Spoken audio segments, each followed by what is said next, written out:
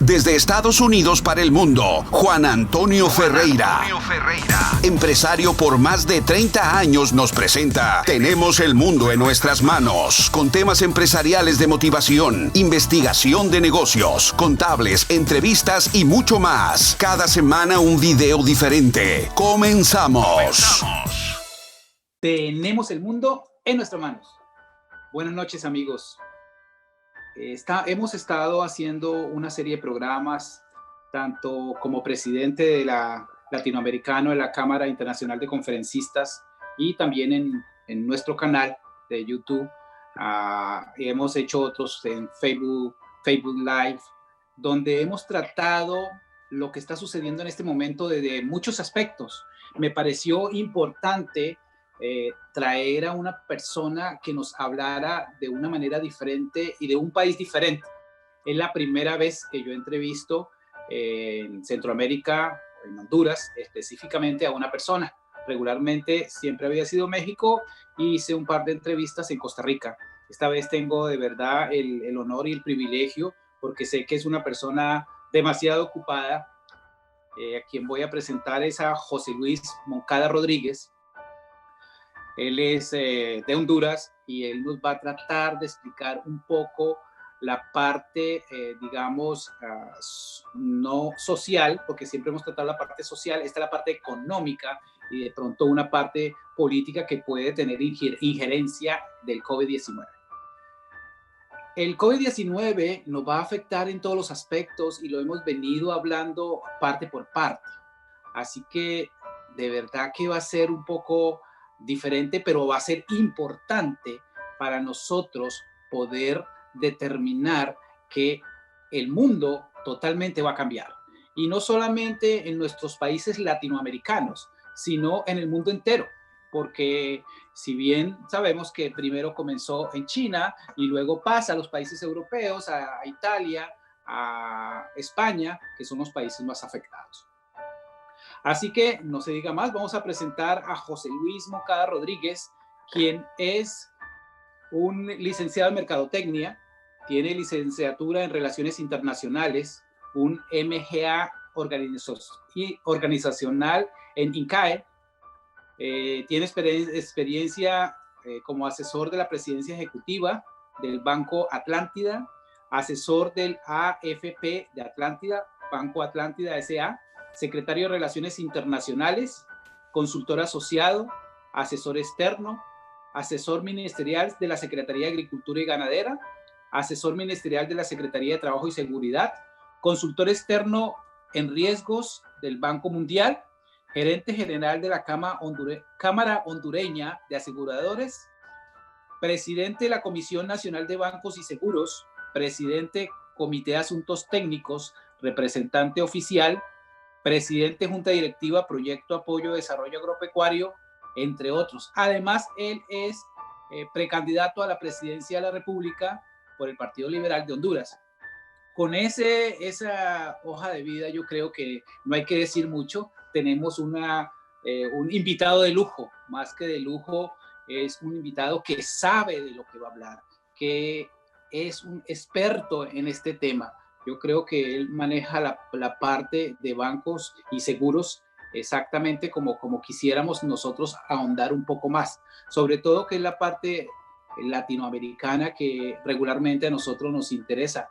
Yo creo que también de pronto nos va a hablar un poco de la parte europea, porque igual, como decía yo al principio, es el mundo entero el que nos está afectando, no es en una parte exactamente, es en el mundo entero. Así que vamos a tratar hoy el tema de la integración regional post-COVID-19, que ya esta tarde en las otras entrevistas que había hecho estuvimos hablando qué va a pasar, qué vamos a hacer nosotros, cómo nos vamos a preparar nosotros cuando esto termine. Digamos, terminar es en un hipotético, ¿no?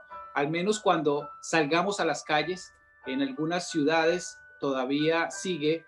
En la ciudad donde yo estoy en Kansas City, Estados Unidos. Ya mañana supuestamente comienza las personas a ingresar a sus trabajos, no del todo, pero sí con algunas precauciones. Eso implica algunos cambios y para eso es que hemos invitado a José Luis. José Luis, muy buenas noches y muchas gracias por aceptar mi invitación. Buenas noches, Juan. Es un placer saludarte. Agradezco mucho tu invitación y con mucho gusto comparto pues mi opinión sobre lo que yo veo del COVID-19, sus efectos en Honduras y en Centroamérica y cuáles podrían ser algunas acciones regionales que a mí me parece que podrían generar una capacidad más robusta a nivel de región, no digamos de cada uno de los países, para poder enfrentar una situación que muchos de nosotros no esperábamos verla. La mirábamos en los cines, cuando mirábamos aquellas películas de aquellas calles desoladas y aquellos monstruos transformados por las enfermedades y uno huyendo de ellos, pues nunca pensamos que aquello que mirábamos en las celuloides ahora lo estamos viviendo cuando vemos esas calles vacías y esa cantidad de situaciones tristes en los hospitales. Realmente te agradezco, para mí es un placer estar contigo. Como te dije anteriormente, tengo una simpatía y cariño especial por Colombia y sus naturales, porque siento que es un país con mucha fuerza, con mucho entusiasmo, que a pesar de sus crisis políticas y sus confrontaciones, siempre han luchado para superarlas y estar donde están en estos momentos. Para mí es placentero ver todos los días cómo el actual gobierno pues está desarrollando en conjunto con los diferentes sectores toda una política y estrategias a fin de que el país no vaya a caer en situaciones más difíciles de las que ya internacionalmente se esperan. Pues sí, mira, Centroamérica es una región que viene trabajando en integración desde 1951 con la creación de la ODECA. Es decir, si nosotros lo podemos ver históricamente, Centroamérica fue prácticamente el ejemplo o guía en ciertas cosas para la Unión Europea, porque surge en 1951. Se formaliza hasta 1991 con el protocolo de Tegucigalpa, que hace ya una estructura más seria de lo que es la integración centroamericana a través del SICA. Después de 1993, con el protocolo de Guatemala, se hace la integración económica con el CIECA, que el SICA tiene su sede en El Salvador y el CIECA en Guatemala. El SICA lo preside actualmente un guatemalteco, un expresidente, y el CIECA lo preside un hondureño, Melvin Redondo. Indiscutiblemente, después vienen 3 instrumentos más, que es la integración social, con el protocolo de El Salvador en 1993, que viene a integrar todas las instituciones que velan por la protección social, el desarrollo humano y el trabajo. Luego viene la seguridad democrática, la seguridad de desarrollo sostenible en 1994, que lo que viene es un desarrollo económico con equidad en el desarrollo ecológico. Y por último, en el 2014 surge la seguridad democrática para Centroamérica. Recordemos que Centroamérica ha pasado por todos estos 40 años o más, ha pasado por crisis políticas fuertes, serias, donde el conflicto de la izquierda y la derecha han tenido unas confrontaciones serias. Todavía tenemos una Nicaragua con un gobierno pues de un corte totalmente diferente a los otros. El Salvador pues ya superó, aunque por lo visto está pasando de una extremo izquierda a un extremo de derecha, que no necesariamente es lo mejor para la democracia de El Salvador ni Centroamérica, ¿verdad? Bajo este escenario, Costa Rica ha sido siempre el país que ha tenido mayor fortaleza en su estructura democrática y en sus procesos, independientemente que los 2 partidos tradicionales en los últimos 2 años han salido fuera del gobierno. Guatemala es un país sui generis, donde tú puedes organizar un partido y en 6 meses puedes llegar a la presidencia de la República. Pero igual, la fortaleza de la estructura económica de Guatemala hace sostenible y es un país que va ahí avanzando a pesar de circunstancias que no han sido lo mejor. Creo que el COVID ha hecho un efecto de reacción en todas las instituciones, en toda la institucionalidad de los 5 países, de una forma diferente. Es decir, toda la institucionalidad y la robustez de cada uno pues se está poniendo en prueba. Y la tradición, por ejemplo, democrática y organizada de Costa Rica ha generado que sea el país que tiene menos índices de letalidad y un mejor manejo porque tiene una fortaleza en su sistema de salud. Porque desde 1957 don Pepe Figueres eliminó el ejército y todos los recursos los llevó a lo que es educación y salud. Esto lo hace una fortaleza en el desarrollo y que los indicadores sean fuertes a pesar de que tiene una brecha fiscal bastante elevada. El caso de Nicaragua, pues tenemos un caso atípico porque todavía Daniel Ortega y su esposa, doña Rosario, que son los que mandan en el señorío que hay en Nicaragua, pues todavía no creen que el COVID es una plaga y que va a afectar a la ciudadanía. Es más, saludaron al COVID con unas marchas en las calles dándole la bienvenida. Es decir, cosas que, en estos años no eran de verse. Guatemala ha hecho nada bastante interesante, te diré, pero por una ventaja de talento humano. El presidente de Guatemala es un médico, entonces él entiende mejor la temática y ha podido atenderla de una forma muy eficiente, con resultados para mí valuables. Yo creo que tiene resultados, ha tenido un estilo bastante propio. Ahí no ha habido cuarentena o encerrona, como decimos nosotros, o confinamiento total. En Guatemala la gente a las 6 de la tarde se encierra, pero a las 4 de la mañana ya está levantada y la actividad económica anda activando. El presidente Bukele, pues yo creo que para él le llegó un tema oportuno para poder querer destacar más él en ese su afán competitivo de ser el presidente del Millennium de las Américas y demostrar su diferencia. Y ha tenido bastantes confrontaciones por el manejo, por situaciones propias de querer violar, aunque la palabra no es violar. Dice mi profesor de Derecho Penal que el único sujeto de violación es la mujer. Entonces aquí se incumple la ley, se falta la ley, en el sentido de faltar a la Constitución de la República, a las libertades y los derechos humanos de los ciudadanos, en un estilo muy propio, que yo lo respeto, pero que no creo que va a fortalecer la democracia en El Salvador.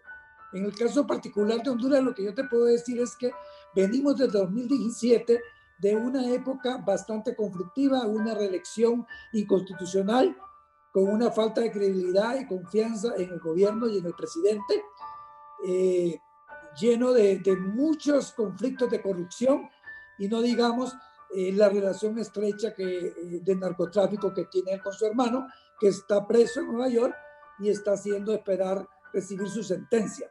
Y en el ínterin están saliendo muchas relaciones donde siguen vinculando y acercándose al presidente de la República. Esto lo que genera es que la confianza y la credibilidad que el pueblo debe tener sobre su gobernante es muy débil. Es muy débil y las acciones que ha tomado no han sido oportunas, eficientes y con el talento humano que uno espera, ¿verdad? Es decir, dicen que todas estas crisis son oportunas para que algunos líderes puedan crecer o volver a resurgir. Yo creo que lo está intentando, pero no le está yendo como él esperaba y versus, tampoco nosotros estamos teniendo los resultados porque somos el país que tenemos menos pruebas, tenemos mayor contaminación, tenemos mayor índice de letalidad y aún con problemas económicos serios. Porque si tú no puedes controlar el tema de salud, es decir, la curva de salud, si no la puedes bajar, tampoco vas a bajar la curva en el sector económico. Y ese es un tema para un país como somos nosotros, de mucha dependencia de lo que son los pequeños, los medianos y sobre todo los grandes, que son los mayores empleadores, pues nos va a afectar. A todo esto le tenemos que sumar los factores externos, los choques externos que recibimos de los países que tenemos mayor dependencia y relación comercial, ¿verdad? En este caso Estados Unidos, donde todos sabemos pues que va a tener una baja del crecimiento del menos 10%, donde ya tiene 30 millones de desempleados. De esos 30 millones de desempleados, un porcentaje son latinoamericanos, una gran cantidad de ellos son centroamericanos. Entonces quiere decir que los ingresos de remesa van a bajar sustantivamente. Y no digamos lo que son las exportaciones. Casi el 58% de las exportaciones de Centroamérica van para Estados Unidos. Entonces, si no hay demanda, ¿qué vamos a hacer nosotros con nuestra producción y demás? Y la dependencia, afortunadamente, la dependencia con China no es tan alta.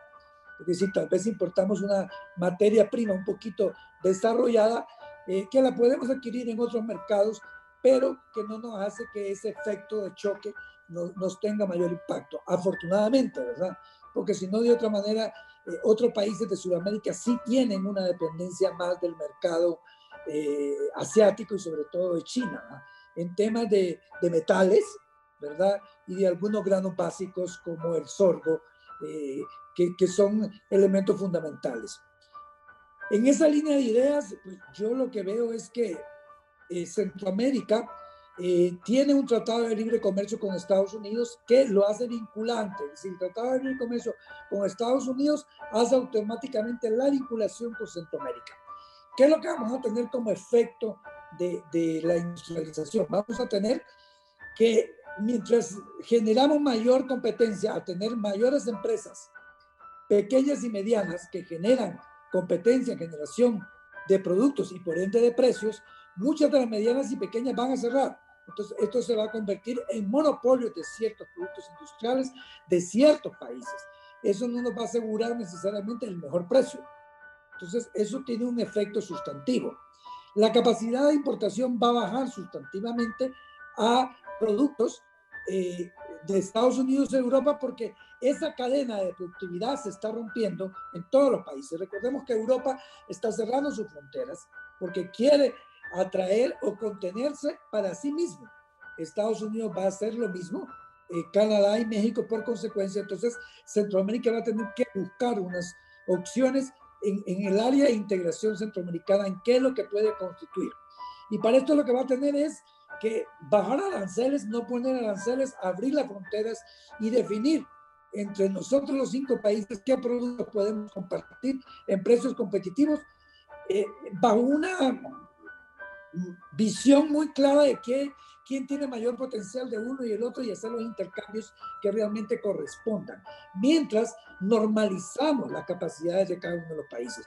Recordemos que aunque somos 5 países en una misma región, tenemos algunas diferencias de productividad, de canales, de cultura, de educación, de consumo propio, ¿verdad? Es decir, no todo lo que consume Honduras lo consume Costa Rica. En Costa Rica tú no ves que hay un exceso de consumo de maíz, porque no tienen una ascendencia maya fuerte. En cambio, los 3 países del norte, incluyendo Nicaragua, sí. Costa Rica es un poco más suave en el tema. No incluyo en este tema Panamá y República Dominicana, que son parte de, porque son mercados totalmente diferentes. Aunque Panamá es un mercado que depende mucho de la agroindustria de Centroamérica. Recordemos que Panamá no es un país agrícola netamente que produce y genera. Dominicana está desarrollando, aunque su potencial ha sido el turismo, la caña de azúcar y su buen ron y en los puros, pues ahora está así desarrollándose en el tema de agricultura con unos productos muy interesantes y con mercados muy cercanos como España, ya que está a mitad de camino y puede explotar ese mercado. Entonces, en esa línea de idea, yo siento que la CIECA, que es el organismo de integración económica y comercial, va a tener que desarrollar algunas políticas de apertura y cada uno de los países va a tener que entenderlo de esa manera. Yo lo veo viable. Ojalá que las condiciones políticas de los presidentes se superen. En este momento hay una confrontación innecesaria de parte de Bukele y Hernández Alvarado, porque Bukele cuestiona mucho al presidente Hernández Alvarado por su elección, por su relación y todo lo demás, temas que le compete solo a los hondureños. Es decir, ahí yo creo que él sobrepasa la frontera y él debe entender que las relaciones son entre los estados, y hay una relación entre el Estado de Honduras y el Estado de El Salvador.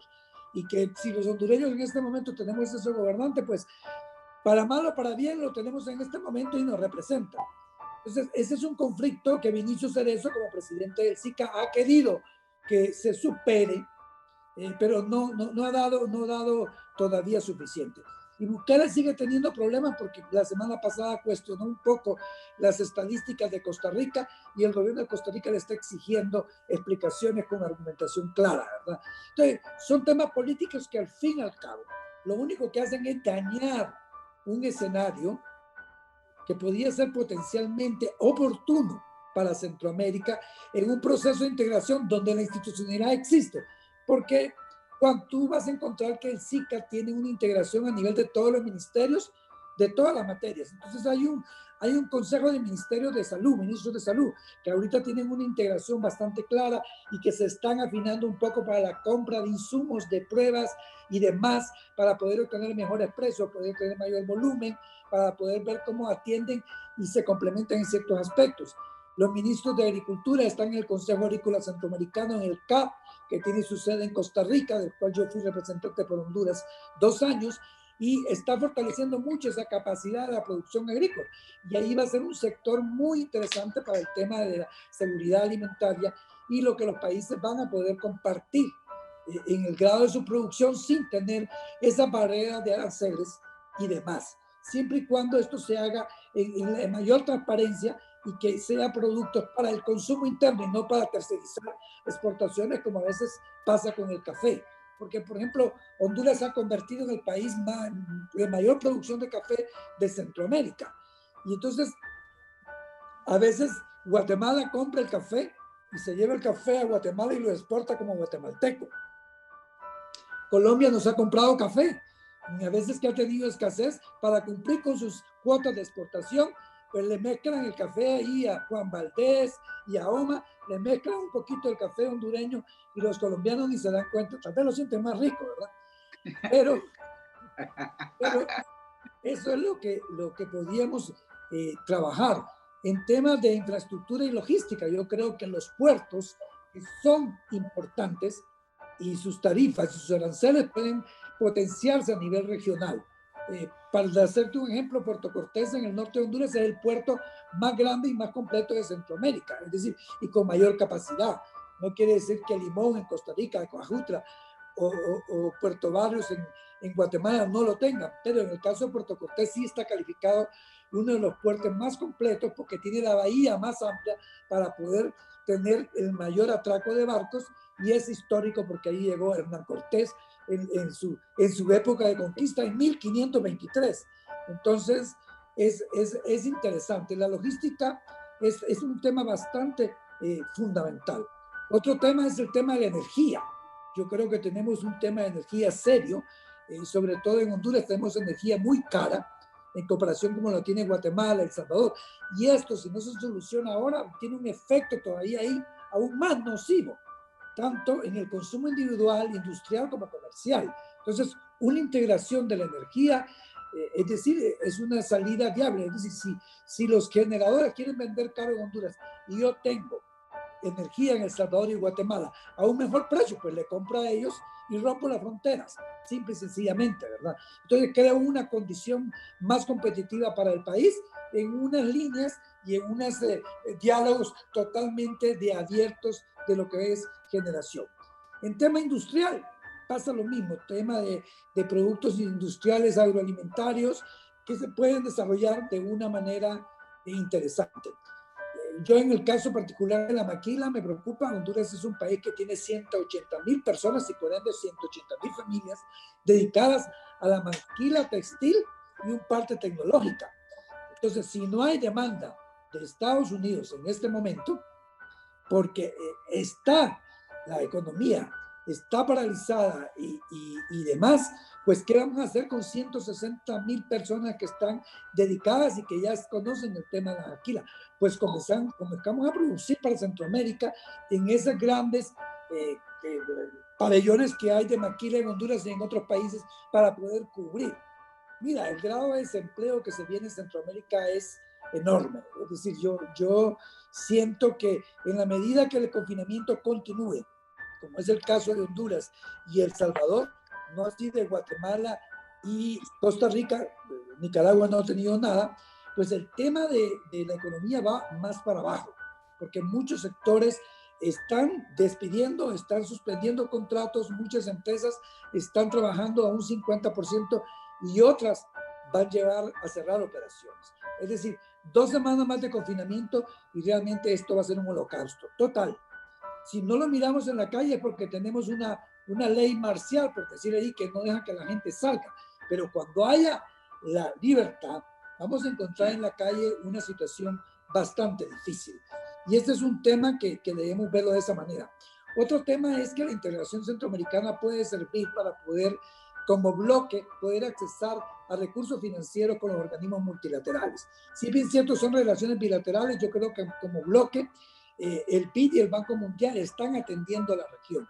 Pero si estos países se juntan y definen un poco más la estrategia, las prioridades y sobre todo condiciones, pueden obtener mejores ventajas frente a los organismos financieros internacionales. No digamos en el mundo global, es decir, cuando nos vayamos a ver con Europa, cuando nos vayamos a ver directamente con Estados Unidos, ir a Bruselas o ir a Washington o ir a Pekín o ir a Tokio, a nivel de Centroamérica, con una agenda bien clara de cuáles son las prioridades y cuáles son las necesidades, yo siento que puede ser más ventajoso. Siempre existen los celos y a veces se benefician más los países que tienen mejores condiciones, mejor institucionalidad, mejor viveza, mejor relación, si hablan francés mejor o hablan perfecto inglés de Londres o lo que sea. Pero creo que constituye, a mi criterio, una alianza inteligente, oportuna, y ya que existe la institucionalidad, yo creo que la debemos de aprovechar. Sí, José Luis, ha sido una explicación excelente. Se ve que eres un conocedor del tema. Yo creo también igual que esto va a ser un efecto dominó. Esto, si está mal un país, pues por supuesto va a afectar a los otros. Ya. Tranquilo. Y no te preocupes. Sí, porque hablaste un largo tiempo y media hora. Sí, exactamente media hora. Pero sabes que me gustó mucho porque mucha gente no maneja el tema y sobre todo, digamos que hay países desconocidos dentro del mundo. Entonces a mí, yo comencé, ahora que soy presidente latinoamericano de esta Cámara, yo dije, yo quiero explorar todos los pequeños países que de pronto regularmente, como tú lo decías, cada uno tiene, a pesar de ser chicos y a pesar de ser seguidos, cada uno tiene su cultura, su política, todo, absolutamente todo diferente. Y uno lo ve cuando la gente emigra aquí a Estados Unidos. Es muy diferente uno de Guatemala que uno de Honduras. Es totalmente diferente. El que uno regularmente siempre conoce es el mexicano que siempre ha emigrado a Estados Unidos desde hace muchos años. Pero ahora, por ejemplo, vino una emigración muy grande de Centroamérica, de hecho de Guatemala y de Honduras. En ese orden de ideas, yo creo que estos países pequeños necesitan salir al mundo, necesitan que el mundo conozca todo esto que tú estás diciendo, porque a mí sí me parece importante lo que tú estás diciendo, el efecto que puede tener la cuestión política dentro de cada país, porque asimismo puede dañar o puede mejorar algo, así como tú lo estás diciendo. Hay cuestiones políticas que, hablando del COVID-19, que de eso nos queremos referir, en este caso, lo que tú me estás hablando de Nicaragua, la posición que ellos tuvieron va a ser demasiado complicado a comparación de Guatemala, que tú me decías que es un médico, el presidente, pues me parece que la parte política es bien importante. Y es bien importante que la conozca el mundo, y es bien importante que el mundo la conozca exactamente qué es lo que está pasando y qué es lo que posiblemente puede pasar cuando esto, como tú estás diciendo, se abra, ¿no? Cuando abramos todo y nos digan, sí, trabajemos, pero ¿qué pasa?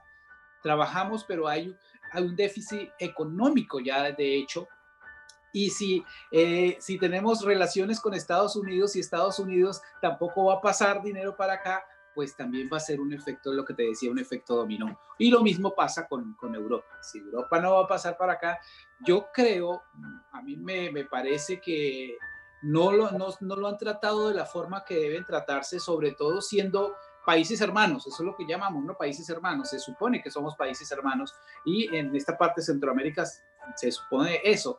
Siempre yo he pensado que Costa Rica ha estado aislado, de hecho viví en Costa Rica un tiempo, ha estado aislado de toda esta parte, porque ellos tienen como sus cosas diferentes, su cultura diferente, su turismo, y manejan una parte diferente a los otros países. Casi siempre es Guatemala, Honduras y Nicaragua, El Salvador, los que siempre no se ha definido exactamente, y basado en la parte política, que es muy grave lo que tú estás diciendo, ¿no? Si no definimos una política clara en cada país, pues sí, el futuro va a ser un poco delicado. Yo creo, ¿cuál sería entonces digamos, tú has planteado todos los problemas, pero ¿cuál sería la solución en cuanto al COVID-19? La solución en cuanto, digamos, los países que estoy nombrando, que son Honduras, Guatemala, Nicaragua y El Salvador. ¿Qué podría hacer entre todos para poder que esta epidemia se pudiera manejar de una forma diferente en el post? Mira, Juan, yo siento lo siguiente. La institucionalidad está ahí, pero sobre una institucionalidad política, es decir, que incluye gobiernos, también una institucionalidad privada. Y existe una federación de cámaras de comercio de Centroamérica, existe una federación de las cúpulas empresariales de Centroamérica, existen los TIC-TAC o los tanques de pensamiento de Centroamérica que están trabajando y están queriendo tener algunas reacciones interesantes. En este momento, a nivel de diálogos, a nivel de presentaciones, algunos ya están haciendo esquemas de documentos de lo que podía ser un papel de una integración más efectiva. Y yo creo que esa es una vía muy interesante. Porque mira, la vía política, yo pude dialogar un poco con el presidente Vinicio Cerezo como secretario general del SICA, que lo conozco desde 1986, cuando participaba con el expresidente Azcona, que en paz descanse. Yo era el asistente de él y conocí a Vinicio Cerezo, conocí a Ortega, Duarte y Oscar Arias. Y ahí, con Vinicio de Cerezo, a veces dialogamos un poco el tema y hemos retomado un poco la conversación. Él tiene el mejor entusiasmo de que la estructura que tiene el SICA pueda generar avances en algunos aspectos de esa integración que pueda sostener realmente una estrategia centroamericana a favor de lo interno y a favor de una posición externa fuera de la región. Lo veo él con un poco de reservas o unas expectativas moderadas, por decir algo, porque indiscutiblemente la situación política que ha creado Bukele con Hernández al Cerro y últimamente con el presidente Castro en Costa Rica, pues da una conflictividad bastante seria. A todo esto tenemos que ir a que semestralmente, igual que la Unión Europea, el SICA cambia la dirección de la presidencia pro tempore. Ahorita la tiene Honduras, pero en julio la asume Nicaragua, que Nicaragua no tiene ningún papel ni ningún interés genuino para nada. Entonces es un tema bastante difícil para el segundo semestre del 2020. Y no digamos 2021, donde la asume Costa Rica, donde por todas las ventajas que tiene, siempre tiene una posición bastante de tirar las cosas, pero siempre y cuando se pueda quedar con la mayor parte del pastel. Es decir, yo defino esta ruta y defino estas cosas porque sé que el mayor beneficiado, porque tiene las mejores condiciones, soy yo, entonces jala para allá.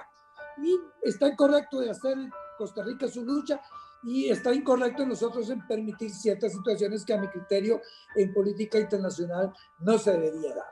Entonces yo confío que SICA y el CIECA, que es el que maneja la parte económica y social, conozco a su secretario general, que es Melvin Redondo, un amigo particular que hemos dialogado, hondureño, hemos dialogado la semana pasada, y está muy interesado en estos temas de las aduanas y de los aranceles para poder generar esa integración real.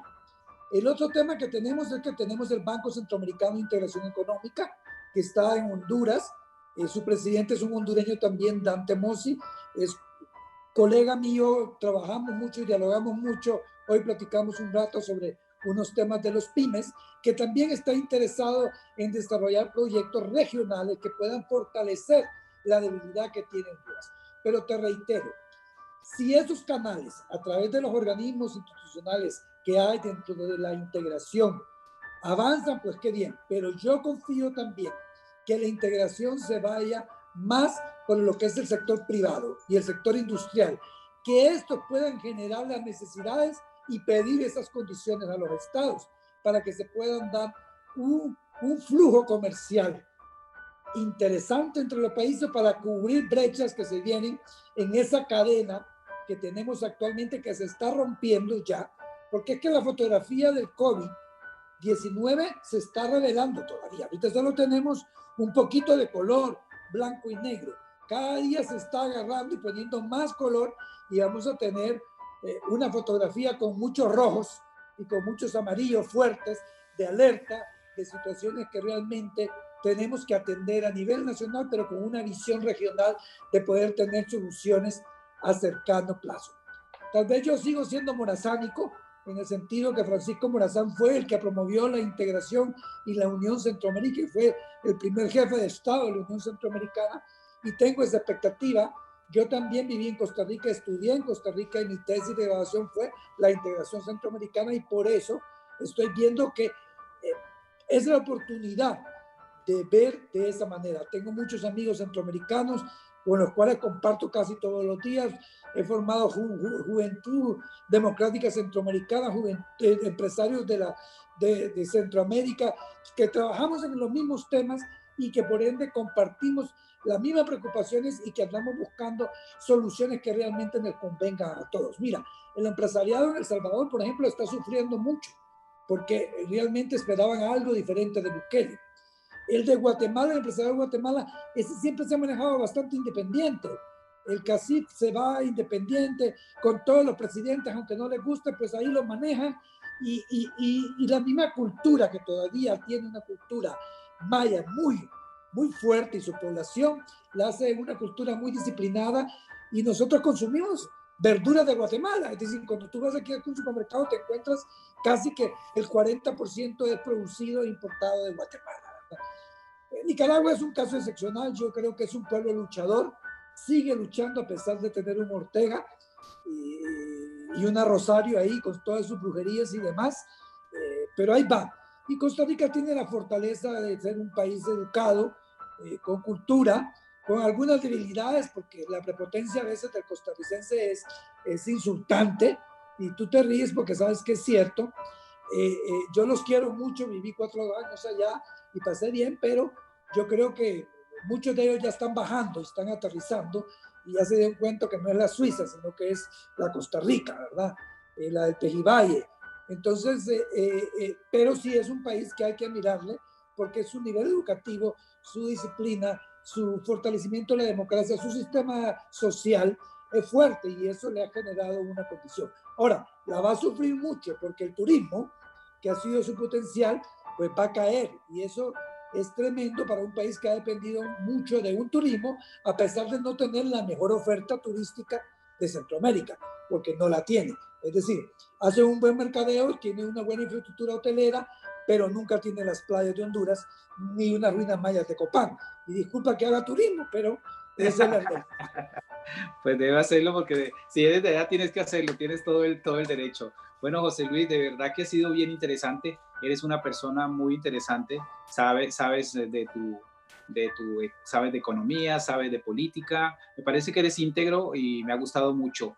Te agradezco muchísimo, de verdad, porque sí, estaba como interesado en clarificar un poco sobre todo este sistema, y necesitaba una persona como tú para que nos clarificara exactamente. Quiero entrar, como te digo, a mucho más allá, a profundizar cada uno de los países centroamericanos, porque regularmente uno siempre se va para Europa o Colombia y Sudamérica, y en fin, pero regularmente esta parte pues la deja uno abandonada. Para mí sí era bien importante tener una persona que nos clarificara, sobre todo porque hemos visto, o al menos he hecho muchos programas con base en la parte social, qué va a pasar, pero no lo habíamos hecho en la parte económica ni en la parte política. Y me lo has clarificado totalmente, y se lo has clarificado a todos nuestros televidentes que nos y ven. eso que no he entrado en cifras, porque a veces cuando uno en cifras es más complejo, y a mí me gusta manejar cifras actualizadas, y muchas de las cifras se están actualizando en este momento. Es decir, la proyección de cuál va a ser el crecimiento, que va a ser de crecimiento en toda Centroamérica, es fuerte, ¿verdad? Es decir, ahorita las cosas todavía se están revelando, y algunos indicadores pues no son realmente los finales o los más cercanos a la realidad. Y a mí particularmente no me gusta hablar con cifras que pueden crear a veces hasta distorsiones. hay que esperarse un poco más para que podamos tener. Tú ves que hay proyecciones del Fondo Monetario, del Banco Mundial, del CIECA y todo lo demás, interesantes. Y algunas de una semana a otra a veces las reducen o las suben. Entonces, a veces ese es un tema que para la mayoría del público hay que manejar con mucho cuidado y con el lenguaje más sencillo, porque hay gente que por mucho que quiera entender, pues no es fácil. No, sí. Y otra de las situaciones es que de todas maneras no estamos en una época donde se pueden hablar de cifras, porque así como pueden subir, pueden bajar en este momento que no sabemos qué va a pasar. Que estamos en una situación crítica mundial. No es Centroamérica, no, es mundial. Y cualquier parte del mundo nos afecta a nosotros en nuestros países latinoamericanos. O sea que de todas maneras es muy difícil tener cifras en este momento. A mí me parece que... En algún momento hay que hacerlas.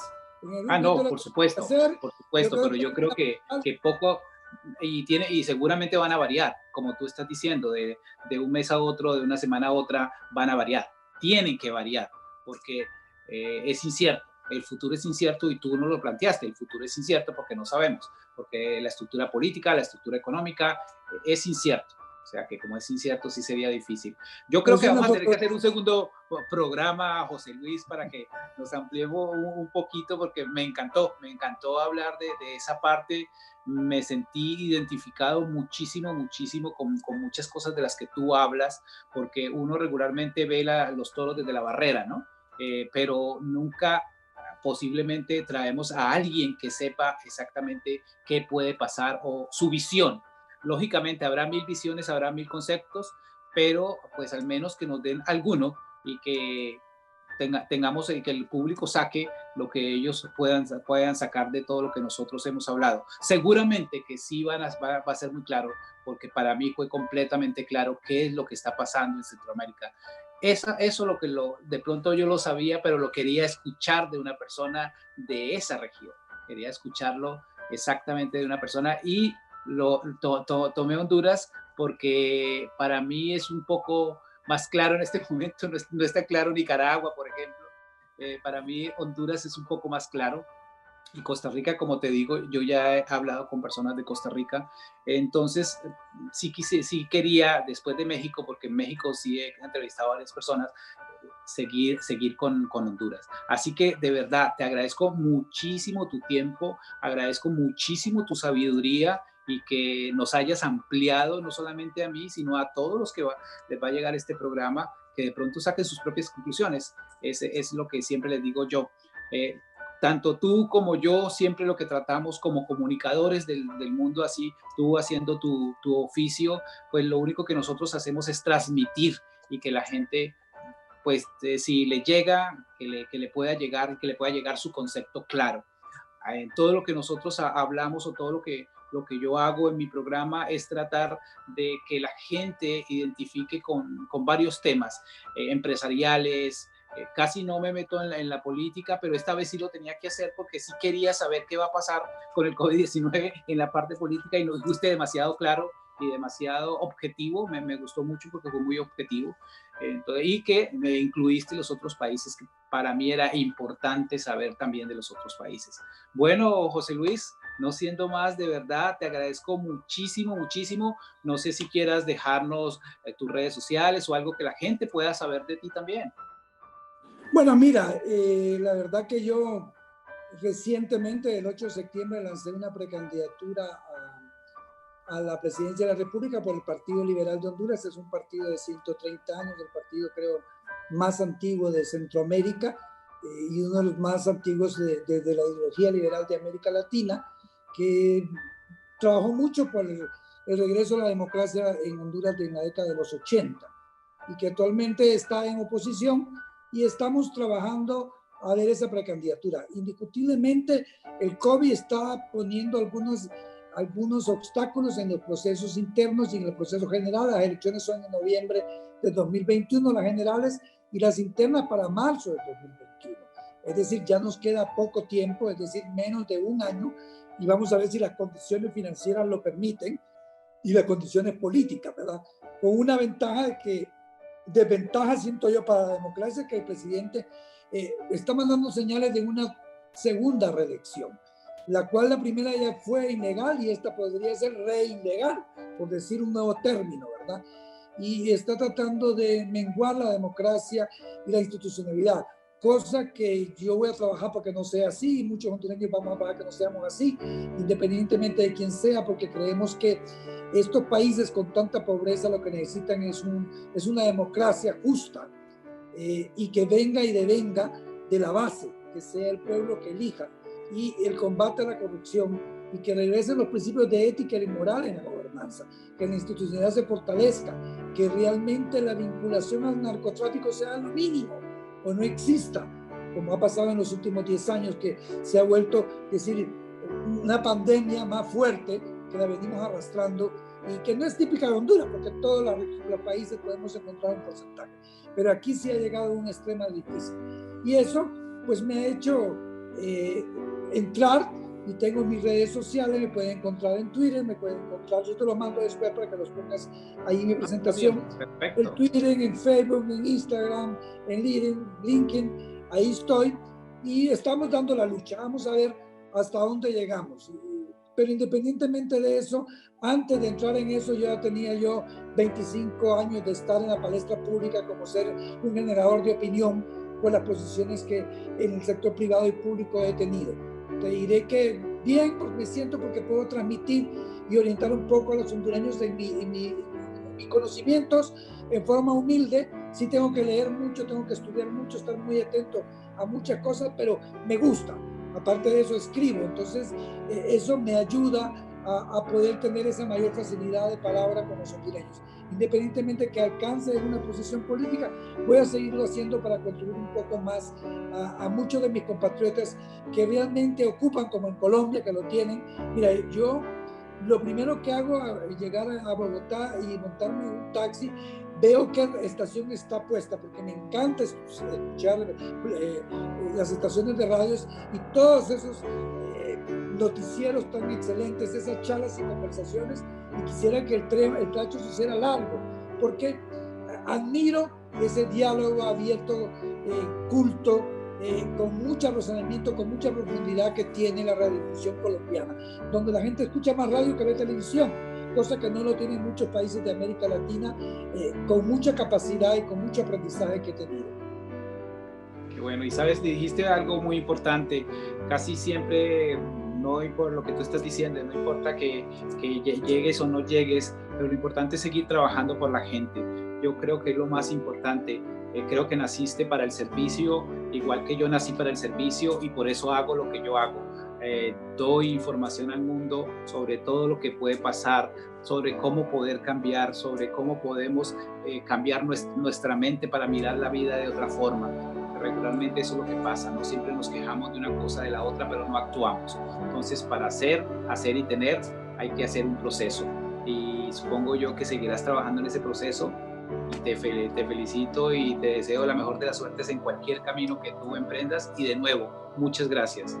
Para todos ustedes les dejo mis redes sociales. Recuerden, Juan Ferreira 2019 en Facebook, Juan Ferreira 6319 en Instagram, y recuerden siempre amigos, nuestro canal completamente gratis, Juan Ferreira 2019, y por todo lo que dijo José Luis, por todo lo que dije yo, tenemos el mundo en nuestras manos.